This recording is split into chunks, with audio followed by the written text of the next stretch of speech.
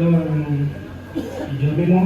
The God of Celestial Church of Christ will not leave us. Ọlọ́run Celestial, Ọlọ́run kan ṣoṣo tí a ń ké pè. The Holy God that we call to.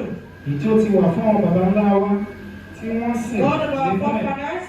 Tí wọ́n dẹ̀ gba iyè, tí wọ́n gba èrè tó wà níbẹ̀. Tí wọ́n ò gbèrè tìjú. Ọlọ́run tí bàbá wa Olúṣẹ́gun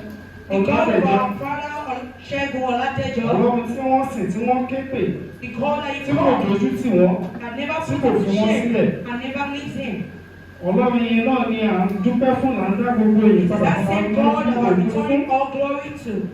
Ọlọ́run tó wá fi agbára ọ̀rọ̀ náà kó fi ìṣẹ́gun bí àwọn bàbá wa ti ṣe rí ìṣẹ́gun nínú ìrìn àjò náà kó fi ìṣẹ́gun náà kó fi fún gbogbo wa.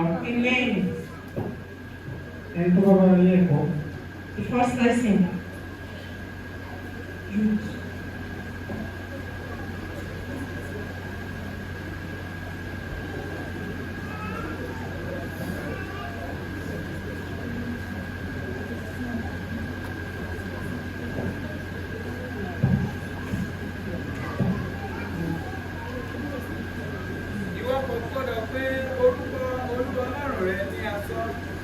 You must not call the Lord your God name in vain.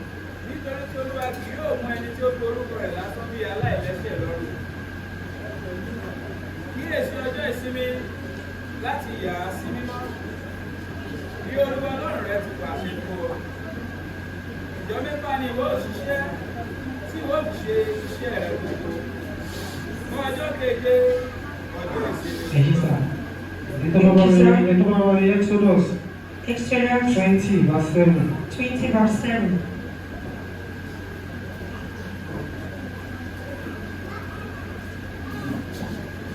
The commandment of God, Exodus chapter 20 verse 7. Ìwọ kò gbọdọ̀ pé orúkọ Ọlọ́run ẹni asán. Nítorí ìyó Olúwa kì yóò pe àwọn tí ó forúkọ rẹ̀ lásán bí aláìlẹ́ṣẹ̀ ní ọ̀run. Hallelujah. Hallelujah. Hallelujah. Hallelujah. Ọ̀pọ̀lọpọ̀ ìgbà ni wọ́n ti ka ẹ̀kọ́ kíkà tí a ń kà sí wa létí. This Bible passage have been read to us several ìgbà ni a times. ti gbọ́ kò lè sí ẹni kankan nínú wa tí kò mọ̀. There's any one of us that doesn't know about this Bible passage. Ṣùgbọ́n But ó ṣe mí láàánú wípé ó it's a ń bit pa yìí on us. kò sí ẹnì kankan nínú wa náà tí ò kí ń rí pt. There's any Gbogbo wa of us do according to the Bible. pátápátá ní ọ̀nà kan tàbí ìkejì ni à ń ṣe àwọn nǹkan wọ̀nyí. We do these don'ts. Gbogbo àwọn nǹkan yìí. For this Bible passage that God has given to us. Tí ó ti pa láṣẹ fún wa láti má ṣe. For us. Tí Ọlọ́run ti kì nílọ̀ fún wa láti má ṣe. The do's and don'ts. Ọlọ́run jẹ́ kó yẹ wa wípé òun gbé ọ̀rọ̀ ìdájọ́ òun lọ. He has said he take his name above the world. Ọ̀rọ̀ yìí. This word. Ó jẹ́ ohun tó ní agbára púpọ̀ tí àwọn máa fi ń ṣeré. A kì í kíyèsí ní ọ̀pọ̀lọpọ̀ ìgbà. We are not cautious about this word. Nítorí wípé a kọ̀ láti pa òfin mọ́ gẹ́gẹ́ bí Because we don't want to keep to the rules and regulations. Kò kí ń ṣe pé bóyá a kò mú àwọn òfin yìí o. It's not like we don't know about the don'ts and do. Kò ń ṣe pé bóyá a kò mọ̀. It's not like we don't know about it. Ṣùgbọ́n But ẹ̀mí inú wa. we just want to do the will of our heart. The will of our heart. Ẹ̀wọ̀n sọ tí wọ́n ní. We are just saying yes. Ṣùgbọ́n màá fẹ́ jẹ́ kó yé wa wípé. But you want us to understand that. Púpọ̀ nínú àwọn ọ̀rọ̀ yìí. Majority of these words. Nítorí ayé wa ni. It is because of our lives. Nítorí títí wa ni o. Because of ourselves. Kò ń ṣe nítorí nǹkan mìíràn. It's not because of any other thing.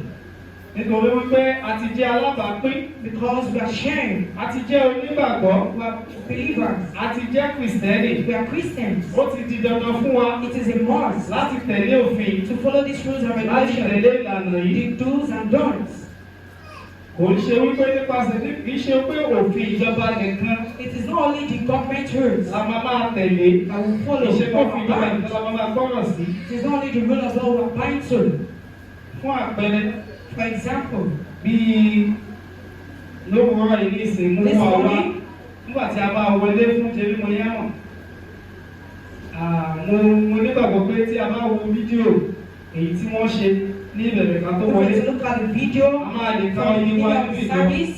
A lè ka iye àwa tá a wọlé. tá a bá jẹ mímọ́ yá hàn wọ inú ìjọ. Ṣùgbọ́n nígbà tí wọ́n máa fi di ìgbà tó máa fi di tó a ti ṣe ìforíbalẹ̀ tán kọjá. After bowing of heads, ni àwọn èèyàn ṣẹ̀ṣẹ̀ wà ń dé wọ́n dé. A sọ pé bóyá irú eléyìí a fi àbùkù wa, ṣùgbọ́n kò ṣe kí ni kò dára. Ìjọ bí wọ́n sọ fún wa wípé tí o bá jẹ́ ọmọ yàmà wọlé, tí o bá jẹ́ ọmọ yàmà bá jáde, ìsìn kò ṣe kí ni ìsìn kò pé. The service is incomplete.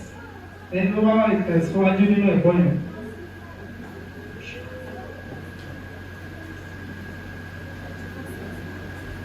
Èmi ó sì máa ṣàánú fún ẹgbẹgbẹ̀rún.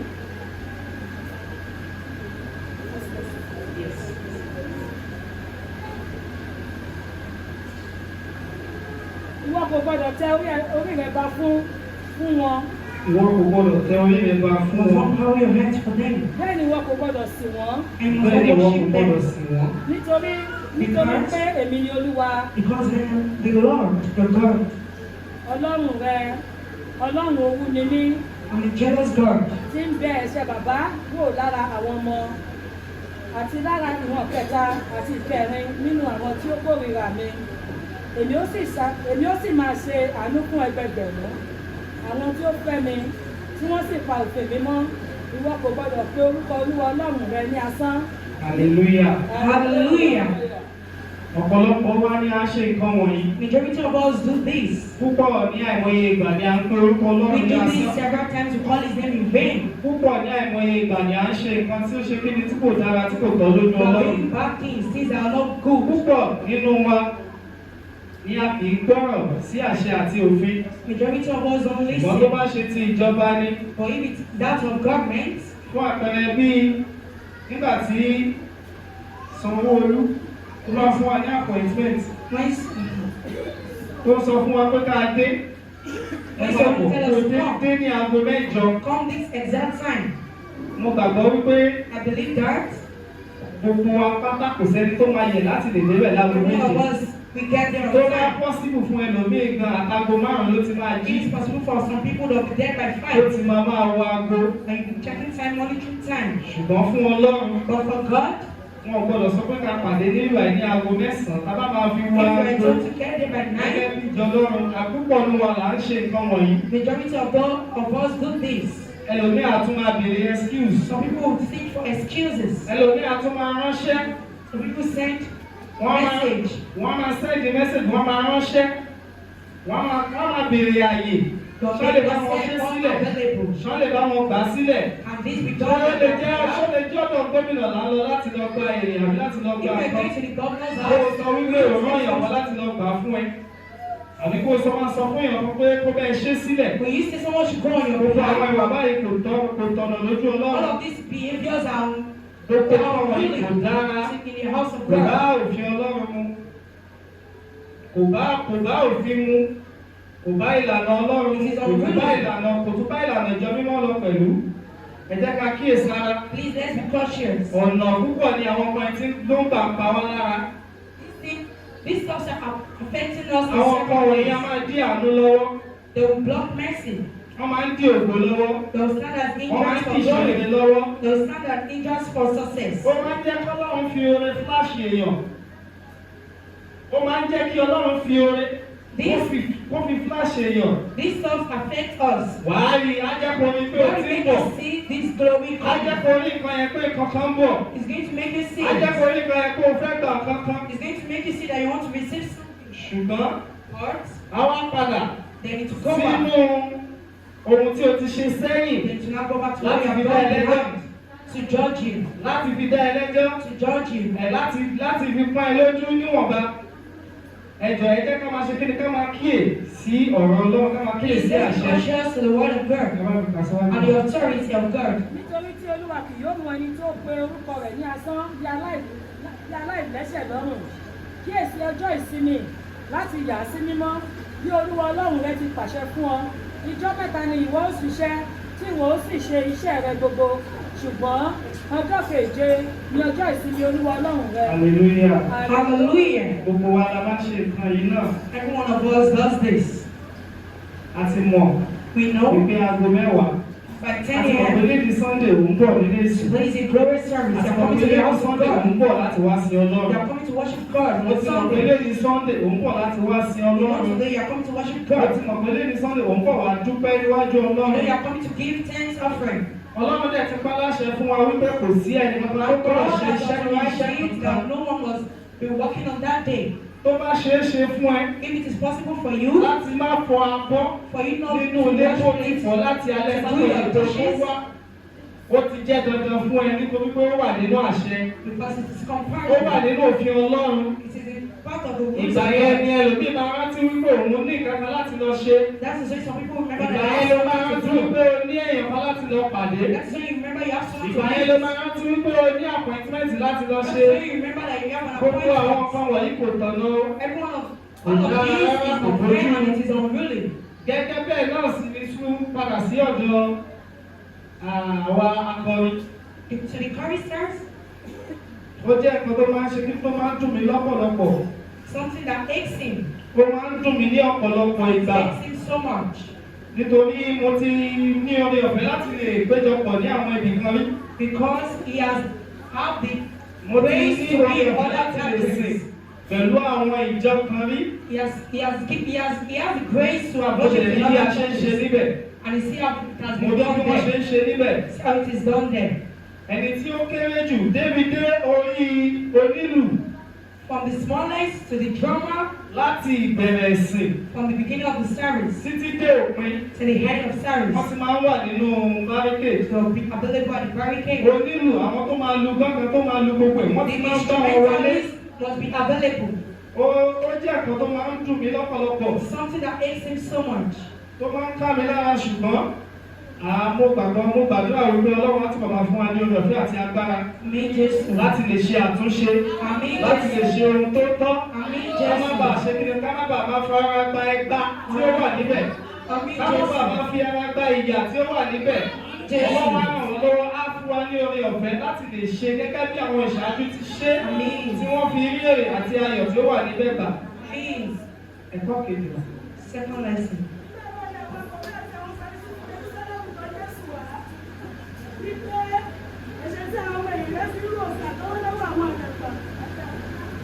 Nítorí tí wọ́n fi wẹ́wọ́ wọn nígbà tí wọ́n bá ń jẹun, ló dáhùn, ó sì fún wọn pé èṣe tí ẹ̀yin pẹ̀lú ń fi òfin àtọwọ́dọ́wọ́ nínú òfin Ọlọ́run.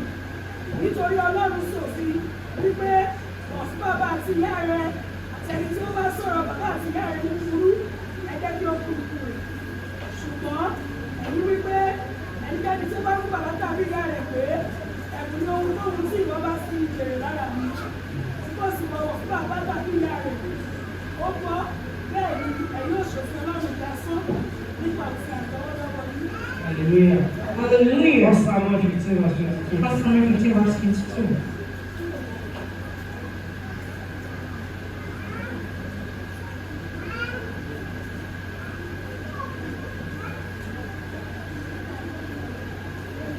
Sámúẹ́lì sì wí pé Olúwa ní dúdú sí ọrẹ sísun tàbí ọmọ ẹran bí kò ṣe pé jẹ́ gba ohun rẹ̀ gbọ́.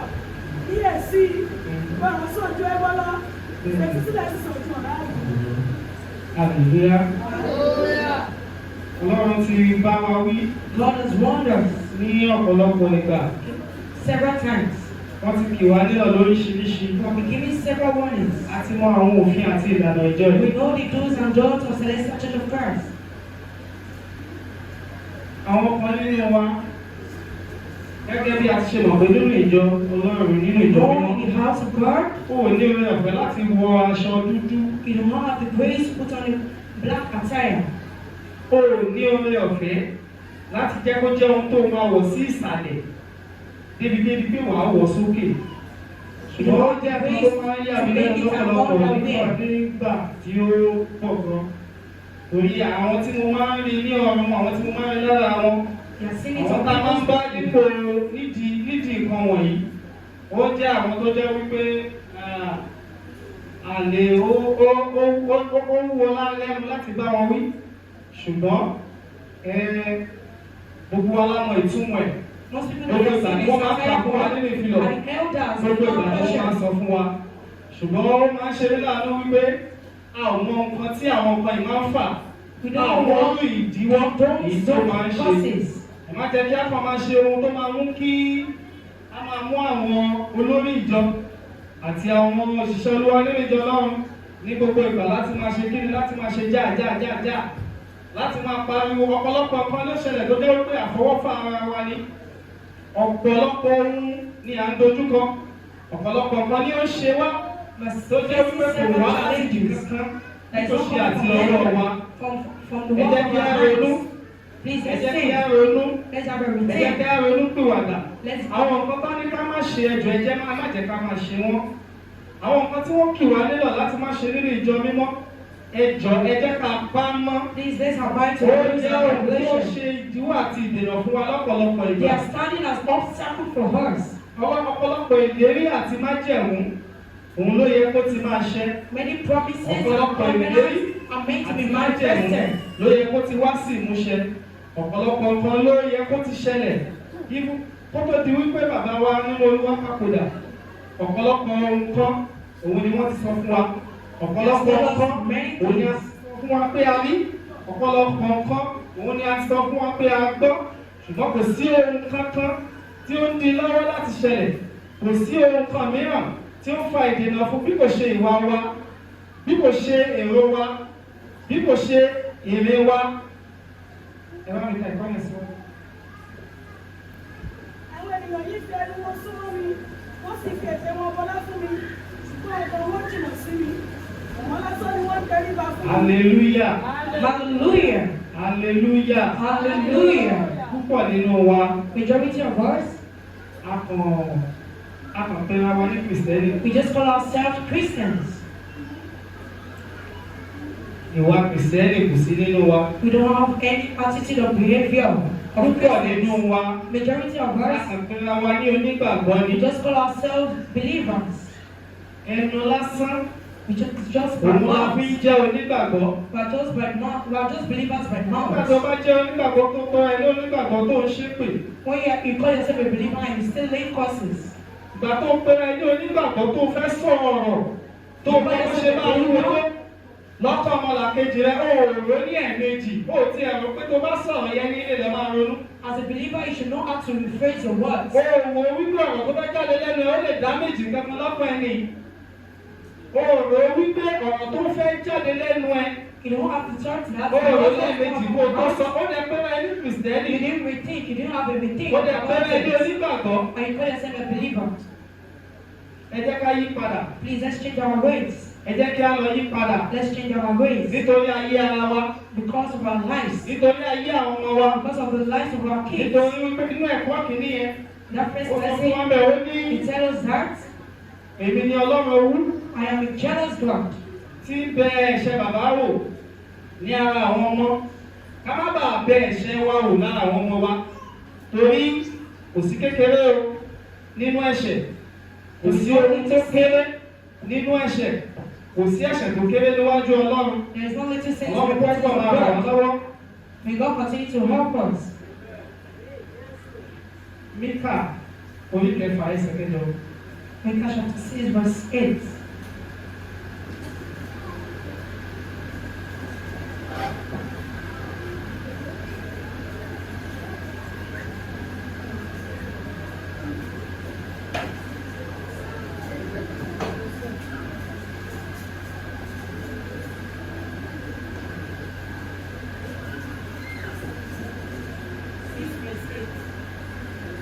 Míkà orí kẹfà ẹsẹ̀ kẹjọ. A ti fi hàn ọ́, ìwọ ènìyàn, Ìwọ ènìyàn, ohun tí ó dára, ohun tí ó dára, ohun tí ó wá bèrè lọ́wọ́ rẹ, ohun tí Olúwa béèrè lọ́wọ́ wa. bí ó ṣe òtítọ́, Òtítọ́ ni Ọlọ́run fẹ́ lẹ́nu wa. bí ó sì fẹ́ àánú, Ká máa fẹ́ ká máa lépa àánú. àti bí ó sì ní ìrẹ̀lẹ̀. Ká máa rìn nínú ìrẹ̀lẹ̀. You should be humble Pẹ̀lú Ọlọ́run wa. with our God.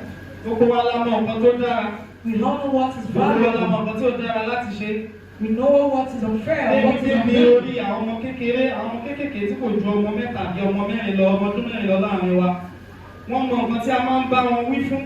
They know the do's and Kí ló bá dé don'ts. tó jẹ́ pé àwọn àgbàlagbà Why is it we, the àti humble, gbọ́ tàti tó gbọ́ ni a máa ń ṣe kí ni la máa ń padà sínú àwọn ìwà ẹ̀gbin ìwà Why ẹ̀rí is it we the habits tí a mọ̀ of wípé kò tọ̀nà our a mọ̀ pé kò dára We know it is ohun unreal. tí a mọ̀ pé kò tọ́ fún wa láti ṣe Things that are not applicable for us to do. òun la máa ń padà sínú ẹ̀ That's what we go back to. òun la máa ń ṣe lọ́pọ̀lọpọ̀ That's ẹ̀gbà what we do several kò sí times. ẹni tí kò mọ̀ ọ̀tún yàtọ̀ sí òsì There's no one that doesn't know the right kò from sẹ́ni left. tí òye òye There's no one that is not wise kò enough. sí ẹni tí òye òye There's no one that is not wise enough. nípasẹ̀ bí a ṣe ń gbègbè ayé With the way we go about things. nípasẹ̀ ìwà nínú ìjọ mímọ́ nípasẹ̀ ìhùwàsí nípa òfin àti ìlànà ìjọ mímọ́ gbogbo wa la mọ̀ wípé We all know that ohun kan yìí all of these wọn kì í ṣe níbí eléyìí wọn kì í ṣe níbí eléyìí ni wọ́n ń gbé síbí eléyìí ni wọ́n ń gbé síbẹ̀. these are the right way and the ẹ wrong jẹ́ ká way. máa ṣe ohun gbogbo létòlétò Please let's do things ká accordingly. máa ṣe ohun gbogbo pẹ̀lú ìrẹ̀lẹ̀